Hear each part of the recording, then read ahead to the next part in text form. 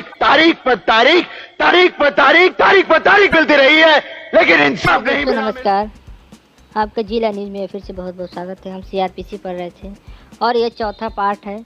अगर इससे पहले आपने पार्ट नहीं देखा है तो वीडियो के डिस्क्रिप्शन और आई बटन पे भी है, वहाँ पे आप जाके सीआरपीसी 1, 2, 3 देख सकते हैं। ये हमारा चौथा अध्याय हम शुरू कर रहे हैं आज। इसमें क्या है, अध्याय 4 में वरिष्ठ पुलिस अधिकारियों की शक्तियाँ हैं और ये धारा 36 में दिया गया है। इसमें वरिष्ठ पुलिस अधिकारियों की शक्तियाँ क्या क्या होती हैं। इसमें पुलिस थाने के भार साधक अधिकारी के पंक्ति के विशिष्ट पुलिस अधिकारी जिला स्थानीय क्षेत्र के नियुक्त होता है। इसमें सर्वत्र उन शक्तियों का प्रयोग कर सकता है जिनका प्रयोग अपने थाने की सीमाओं के अंदर ऐसे अधिकारियों द्वारा किया जाए। अगर आप दरोगा हैं, पुलिस हैं, तो आपको धारा 36 के अंदर वरिष्ठ पुलिस अधिकारियों के अधिकार मिले हैं। आपको एक क्षेत्र दे दिया जाएगा, उसके अंदर आप इसको प्रयोग कर सकते हैं। इसमें बस अध्याय 4 क में बस एक ही धारा है, धारा 36, ठीक है। उसके बाद अध्याय 4 ख में 36, उसके बाद 37, 38, 39, 40 4 धारा हैं। तो इसके आज हम पढ़ते हैं। तो यहाँ पे देख सकते हैं, तो अध्याय 4 है हमारा ख। अध्याय क में हमें 4 क में पढ़े थे कि वरिष्ठ पुलिस अधिकारियों की शक्ति है, और 4 ख में हम पढ़ रहे हैं मजिस्ट्रेट और पुलिस को सहायता, धारा 37। इसमें हम क्या पढ़ रहे हैं देख सकते हैं। इसमें जनता कब मजिस्ट्रेट और पुलिस की सहायता करेगी। जनता कब मजिस्ट्रेट और पुलिस की सहायता करेगी। प्रत्येक व्यक्ति ऐसे मजिस्ट्रेट या पुलिस अधिकारी की सहायता करने के लिए आबद्ध है जो निम्नलिखित कार्यों में उसकी सहायता उचित रूप से मांगता है। पहला क्या है, किसी अन्य ऐसे व्यक्ति जिसे ऐसा मजिस्ट्रेट या पुलिस अधिकारी गिरफ्तार करने के लिए प्राधिकृत है पकड़ना या उसे निकल भागने से रोकना अथवा परिशांति भंग और निवारण और या दमन, अथवा उसके बाद किसी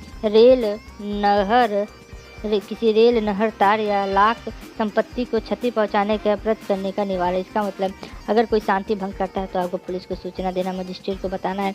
अगर कोई संपत्ति उसको क्षति करता है उसके बारे में सूचना देना है।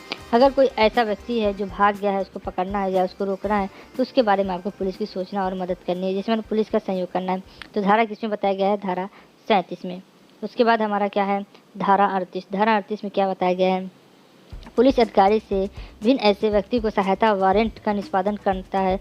जो कोई वारंट पुलिस अधिकारी को भिन्न किसी व्यक्ति को निर्दिष्ट है, या तब कोई भी व्यक्ति उस वारंट के निष्पादन में सहायता कर सकता है यदि वह व्यक्ति जिसे वारंट निर्देशित है पास में हो या वारंट के निष्पादन में कार्य कर सकता है। अगर किसी व्यक्ति का वारंट निकला है तो उसका निष्पादन कर सकता है। इसका मतलब उसको गिरफ्तार कर सकता है। अगर आपके खुद वारंट है तो आप जाके उसको, वारंट है आपका तो आप पुलिस के समर्पण कर लें। अगर या आप किसी के संरक्षण में है कोई, तो उसको भी आप उसको भी आप जाके कह सकते हैं कि आप जाइए और आत्मसमर्पण करिए, जो पुलिस की कार्रवाई आगे होगी। उसके बाद हमारा क्या है, धारा 39 क्या है, कुछ अपराधियों को इल्तला या जनता द्वारा दिया जाना। प्रत्येक व्यक्ति जो भारतीय दंड संहिता 1860 का 45 के निम्नलिखित धाराओं के अधीन दंडनीय किसी अपराध के किए जाने और किसी अन्य द्वारा करने की आशय से अवगत है, उचित प्रति हेतु के अभाव में जिसे साबित करने का भार इस प्रकार अवगत व्यक्ति का होगा, ऐसे किए जाने का आशय की इल्तला तुरंत निकटतम मजिस्ट्रेट या पुलिस अधिकारी को देगा। इसका मतलब अगर आप अपराध करने जा रहे हैं या आपको मालूम है अपराध कहीं होने वाला है, तो आपको जाके मजिस्ट्रेट और पुलिस को जानकारी देना होगा।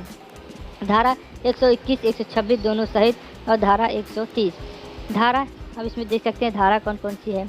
इसमें लगती है देशद्रोह का भी है, इसमें देख सकते हैं 121, 126 और धारा 130। धारा 143 और 144 तो बहुत फेमस होता है कि कर्फ्यू लग गया, धारा 140 लग गया, ठीक है, 4 लोग एक जगह बात नहीं कर सकते। धारा 145, 47, 48, ठीक है, बलवा करना। तो उसके बाद धारा 61, 65 दोनों सहित है। धारा 272, 270, 302, 303, 304, 303 तो धारा, अब जैसे आपने कोई कत्ल किया है फिर कत्ल कर दिया है तो धारा 300 इसको हटा दिया गया है वैसे। और उसके बाद धारा 364, धारा 382, धारा 392, 399 किसी का कत्ल करना, ठीक है, अपराध करना, मारना पीटना, 402, 409, ठीक है। उसके बाद 431, 439, 402, 449, 450, 456, 460। उसके बाद हमारा है धारा 489 और 489 दोनों सहित। इस धाराओं के प्रयोजन के लिए अपराध शब्द के अंतर्गत भारत के बाहर किसी व्यक्ति या कोई अपराध किया ऐसा कार्य है जो भारत में आपराधिक रूप, जैसे भारत में है, भारत में आतंकवादी भेज रहे हो, भारत में चोरी करो, ये सब क्या हो सकता है, अपराध हो सकता है, और इस तरह अपराध से बचिए, ठीक है। तो फिर बढ़ते हैं अगले धारा की ओर। हमारा अगला धारा क्या है, धारा 40। धारा 40 क्या है, ग्राम के मामलों के संबंधित नियोजित अधिकारियों के कतिपय रिपोर्ट करने का है। जैसे आप कोई गांव है, तो गांव में दंगा फसाद होने वाला है या कोई अपराध होने वाला है, तो ग्राम प्रधान को पता होगा, तो वो क्या करेगा, अधिकारियों को बताएगा, तुरंत इत्तला करेगा। जो ग्राम के अधिकारी होंगे वो इस पर करेंगे कि गाँव में दंगा फसाद ना हो। चले बढ़ते हैं। किसी ग्राम के मामलों के संबंधित नियोजित प्रयोग अधिकारियों को ग्राम के निवास करने वाला प्रत्येक व्यक्ति निकटतम मजिस्ट्रेट या निकटतम पुलिस थाने के बाहर साधक अधिकारी जो कि निकटतर हो, कोई भी जानकारी जो उसके पास निम्नलिखित के बारे में हो तत्काल सूचित करेगा। ये कोई भी जानकारी वो सूचित करेगा जो भी अधिकारी है ग्राम का। ऐसे ग्रामों और ऐसे ग्राम के पास किसी ऐसे व्यक्ति का जो चुराई संपत्ति का कुख्यात हो, प्रापट या क्रेता विक्रेता, स्थायी और अस्थायी निवासी, उसके बारे में बताएगा ग्राम को। किसी व्यक्ति का जिसका वह ठग लुटेरा हो, सिद्ध दोषी हो, घोषी अपराधी होना जानता हो, जिससे ऐसा होने को उचित रूप से संदेह करना, ऐसे ग्राम में किसी व्यक्ति के स्थान में आना जाना उसमें से हो सकता है। ऐसा ग्राम और उसके निकट कोई अनुमानी अपराध तथा भारतीय दंड संहिता धारा 143-45 और धारा 147 या धारा 48 के अधीन दंडनीय कोई अपराध किया जाना भी क्या है, वो दंडनीय अपराध है।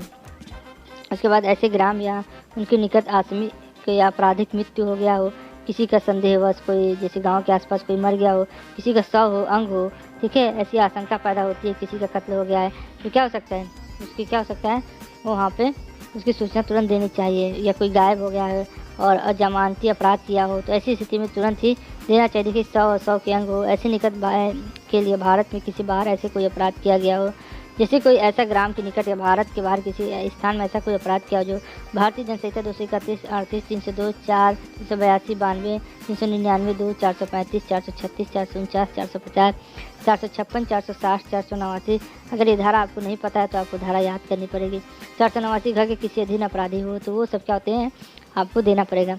व्यवस्था बनाए रखने, अपराध के निवारण अथवा व्यक्ति की संपत्ति के क्षोभ या संभावित प्रभाव डालने वाला कोई विषय जिसके संबंध में जिला मजिस्ट्रेट ने राज्य सरकार को पूर्व मंजूरी के किए साधारण और विशेष आदेश द्वारा उसे निर्देश दिया है कि वह विशेष विषय की जानकारी पर सूचित करें, तो ऐसे भी ये कर्तव्य बनता है।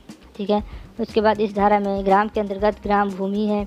उद्घोषित अपराधी पद के अंतर्गत ऐसा व्यक्ति भी है जिसे भारत के किसी ऐसे राज्य के क्षेत्र में जिस पर संहिता का विस्तार नहीं है, किसी न्यायालय या प्राधिकरण ने किसी ऐसे कार्य के बारे में अपराधी उद्घोषित किया है और जो कि उन राज्य क्षेत्रों जिन पर संहिता 1860 का 45 इस धारा के 302, 304, 382, 392, 399, 400, 435, 402, 436, 449, 450 और 457 से लेकर 460 तक किसी के अधीन अपराध का अपराध होगा। ग्राम के मामलों से संबंधित प्रत्येक अधिकारी शब्दों में ग्राम पंचायत का कोई सदस्य अभिप्रेत है और इसके अंतर्गत ग्रामीण और प्रत्येक ऐसा अधिकारी या अन्य व्यक्ति जो कि ग्राम के प्रशासन से संबंधित किसी कृत्य का पालन करने के लिए नियुक्त किया गया हो, वो क्या करेगा भाई। जो कोई ग्राम होता है उसमें सब नियुक्त होते हैं, भैया तुम अपराधी हो, जासूस हो, तो ऐसे सब होते हैं, तो उनको सब नियुक्त किया जाता है। जैसे आपको जिलाधिकारी किसी भी ग्राम को क्या कर सकता है, आपको नियुक्त कर सकता है किसी भी ग्राम सेवक के रूप में या चौकीदार के रूप में। तो उसका कर्तव्य होगा कि गांव में कुछ होता है, अपराधी आते हैं, अपराधी जाते हैं, कोई गलत काम हो रहा है, शराब बन रही है या किसी प्रकार का बम बन रहा है या नक्सलवादी है, तो उसकी सूचना किसे दें, पुलिस को दें या मजिस्ट्रेट को दें, ये सब होता है।